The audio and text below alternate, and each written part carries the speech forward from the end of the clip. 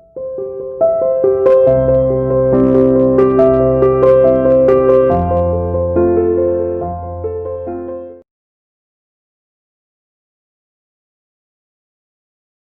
Students, welcome to CR international school online classes class 7 subject Hindi. कैसे हो बेटा? आशा करती हूँ सभी अपने घर पर स्वस्थ होंगे, सुरक्षित होंगे और अपना कार्य भी सुचारू रूप से कर रहे होंगे।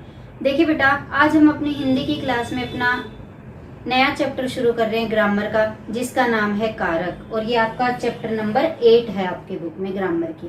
ठीक है, आज हम कारक वाला चैप्टर पढ़ेंगे। कारक क्या होते हैं? देखिए बेटा, हम कोई भी अपनी बात बोलते हैं या कोई भी हम वाक्य बोलते हैं, जैसे मोहन ने पुस्तक ली, या सीता बॉल से खेल रही है, या पुस्तक मेज पर रखी है, या पेड़ से पत्ता टूट गया, छत पर बच्चे पतंग उड़ा रहे हैं। इस तरह हम बहुत सारे सेंटेंस बोलते हैं। तो मैंने 2 सेंटेंस यहाँ पर लिखे हुए हैं। देखिए, मयंक ने आम खाया।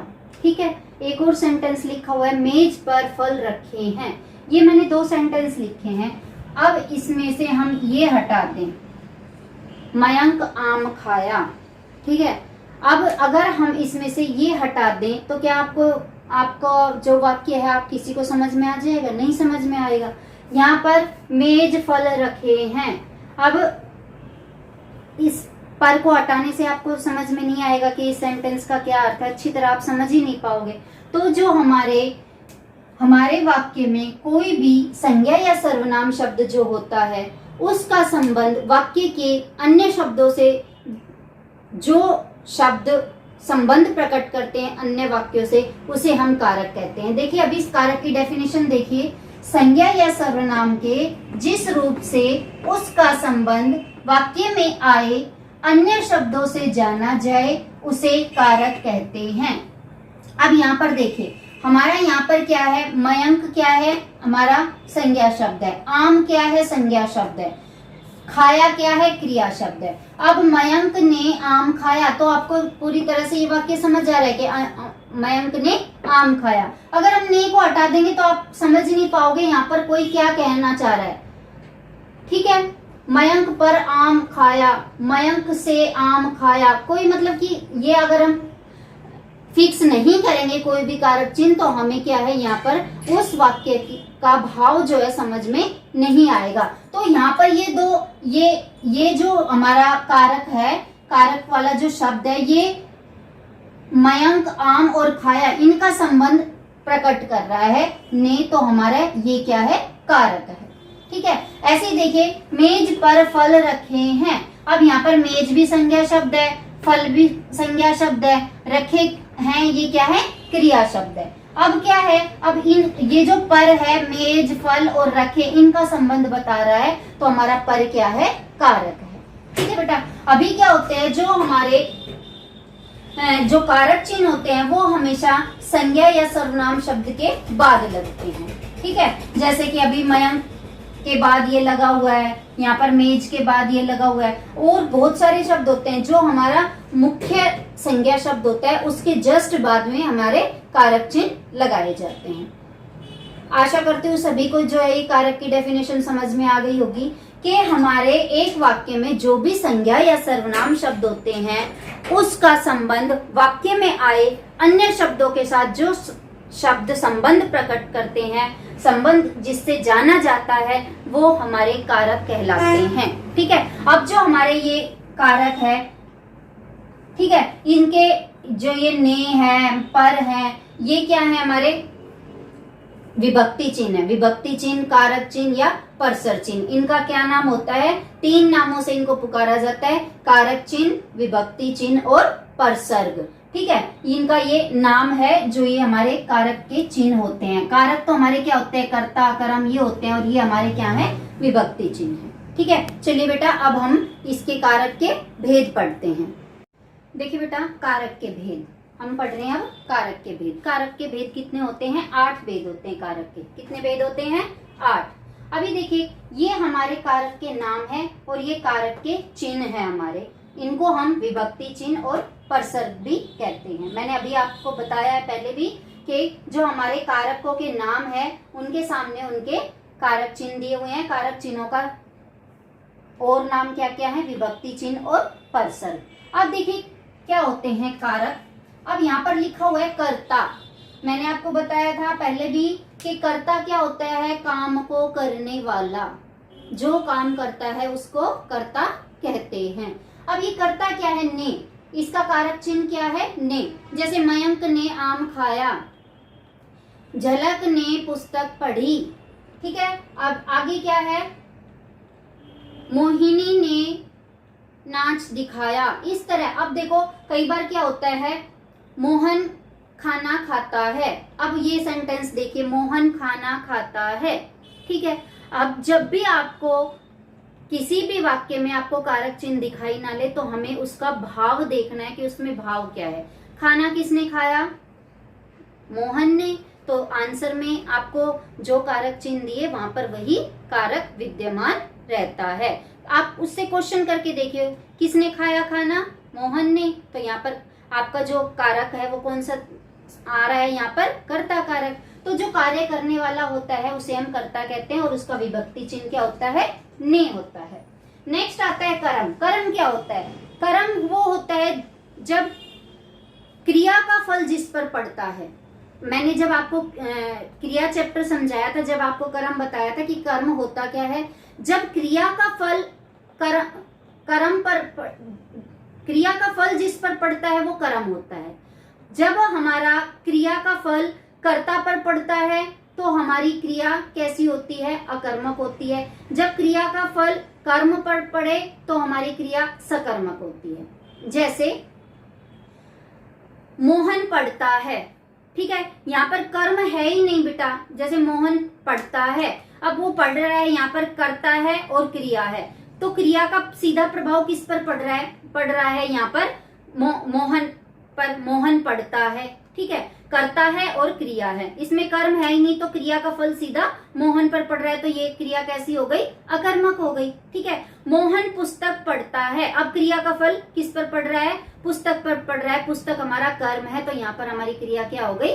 सकर्मक हो गई। तो कर्म क्या होता है कि क्रिया का फल जिस पर पड़े वो कर्म कहलाता है। ठीक है, इसका कारक चिन्ह क्या है? को। कारक चिन्ह क्या है? कर्म कारक का कारक चिन्ह क्या है? को। जैसे अब मैंने अभी आपको बताया कि अभी मयंक पुस्तक पढ़ता है। मयंक किसको पढ़ता है? पुस्तक को। ठीक है, तो को आपको कारक चिन्ह दिखाई दे रहा है, तो यहाँ पर कौन सा कारक होगा? कर्म कारक। ठीक है, अगला आता है हमारा करण कारक। करण क्या होता है? करण का मतलब आप समझिए साधन, कि जिसके द्वारा क्रिया संपन्न की जाती है वो हमारा करण कारक होता है। करण कारक का चिन्ह होता है से, और इसके साथ में बेटा द्वारा दिखाई दे रहा है। इसका मतलब होता है कि ऐसा शब्द जिसमें से का भाव प्रकट हो और वो से जो है साधन के रूप में प्रयोग हो रहा हो तो हमारा करण कारक होता है। जैसे मैं कलम से लिखती हूँ, मैं मार्कर से लिखती हूँ। ठीक है, मैं पुस्तक से पढ़ाती हूँ, मैं बस से जाती हूँ। ठीक है, आपने ये बहुत सारे सेंटेंस सुने। तो जो मेरा लिखने का, मेरा पढ़ने का, मेरा जाने का जो काम हो रहा है किसी साधन के द्वारा हो रहा है। जैसे कि मेरा लिखने का कार्य कलम के द्वारा, मार्कर के द्वारा हो रहा है, पढ़ने का काम पुस्तक के द्वारा हो रहा है, और मेरा जाने का काम बस के द्वारा हो रहा है। तो वो जो साधन का काम करता है वहां पर हमारा क्या होगा? करण कारक होगा। ठीक है, नेक्स्ट आता है हमारा संप्रदान। संप्रदान कारक क्या होता है? जहां पर हम पूरी तरह से किसी चीज को दूसरे को हैंड ओवर कर देते हैं, यानी कि वहां पर हमारी वापस लेने की प्रवृत्ति नहीं होती, वहां पर होता है हमारा संप्रदान कारक। यहाँ पर इसका कारक चिन्ह क्या है? के लिए और को। के लिए और को, हम किसी के लिए भी जब हम काम क्रिया जिसके लिए की जाती है वहां पर संप्रदान कारक होता है। जैसे मोहन पिताजी के लिए दवाई लाया। किसके लिए दवाई लाया? क्रिया किसके लिए की गई है? पिताजी के लिए, तो यहाँ पर क्या हो गया? संप्रदान कारक। अब यहाँ पर देखिए एक सेंटेंस और मैं बोलती हूँ, भिखारियों को भोजन दो। जैसे अभी मैं बोल दूं और कि सुशांत ने भिखारियों को भोजन कराया। अब जिसने उसने भोजन करा दिया, क्या वो वापस आएगा? नहीं ना। यहाँ पर आपको जो जहां पर भी संप्रदान में को आपको देखना हो तो उस को से हमें भाव ये देखना है कि हम जिसको भी कोई चीज दे रहे हैं वो हमारे पास वापस तो नहीं आएगी, पूरी तरह से हमने उसको दान कर दिया हो, वहां पर ही संप्रदान कारक हमारा इंडिकेट होता है। ठीक है, अगला आता है हमारा अपादान कारक। अपादान कारक, अपादान क्या होता है कि जहां पर भी एक वस्तु का दूसरी वस्तु से अलग होने का भाव जहां पर भी प्रकट होता है वहां पर हमारा अपादान कारक होता है। अपादान कारक का भी हमारा चिन्ह, कारक चिन्ह क्या होता है? से। इसमें से द्वारा होता है, इसमें से अलग होने का भाव। यहाँ पर क्या है, जैसे कि मैं बोल दूं कि बच्चा छत से गिर गया, ठीक है, यहाँ पर भी से आ रहा है। या मैं बोलूं यहाँ पर मैं बस से स्कूल गई, दोनों जगह से है। अभी मैं आपको लिख के दिखाती हूँ, मैं बस से स्कूल गई। अगला मैंने बोला बच्चा छत से गिर गया। ठीक है, यहाँ पर भी से है बेटा, यहाँ पर भी से है। यहाँ पर क्या है, यहाँ पर मैं बस के द्वारा जहाँ स्कूल गई, तो ये जो बस है मेरा साधन का काम करता है। अगर बस नहीं होती तो मैं स्कूल ही नहीं जाती। ठीक है, यहाँ पर क्या है, बच्चा छत से गिर गया। यहाँ पर क्या है, वो छत से गिरा और मतलब छत पे से तो अलग हो गया ना, बच्चा उस छत से अलग हो गया, वो नीचे गिर गया। तो यहाँ पर अलग होने का भाव है, यहाँ पर साधन का भाव है, यहाँ पर करण कारक है और यहाँ पर अपादान कारक है। ठीक है बेटा, समझ आ गया। आगे देखिए संबंध कारक। संबंध कारक हमारे बहुत बड़ा सा होता है, जैसे काके की, रा रे री ना ने नी। इसमें क्या होता है कि एक संज्ञा शब्द वाक्य में, जब संज्ञा या सर्वनाम शब्द होते हैं उसका संबंध वाक्य के अन्य संज्ञा या सर्वनाम शब्दों से जब होता है, जैसे उसका, उसकी, मेरा, मेरी,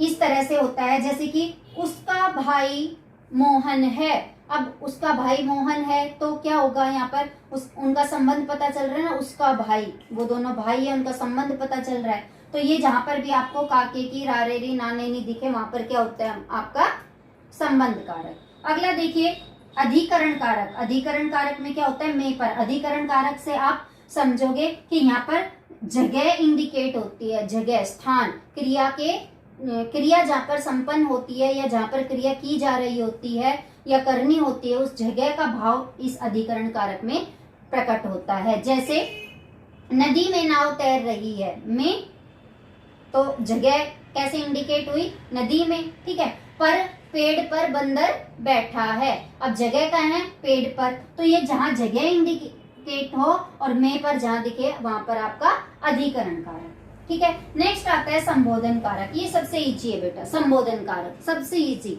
8वां भेद है हमारा कारक का, 8वां भेद है संबोधन कारक। और ये इसका चिन्ह क्या है, हे, अरे, ओ, अबे। ये तो बेटा थोड़ा सा आजकल जो है अभी दिखते नहीं है, लेकिन इनसे भी हम किसी को संबोधित करते हैं। ठीक है, अपने दोस्तों को बोलते हैं तो ऐसे ही तो बोलते हैं, ओ, अबे, इस तरह। लेकिन ये सम्मान सूचक नहीं है, इसलिए हम इनका ज्यादा प्रयोग नहीं करते हैं, लेकिन ये आते तो हैं।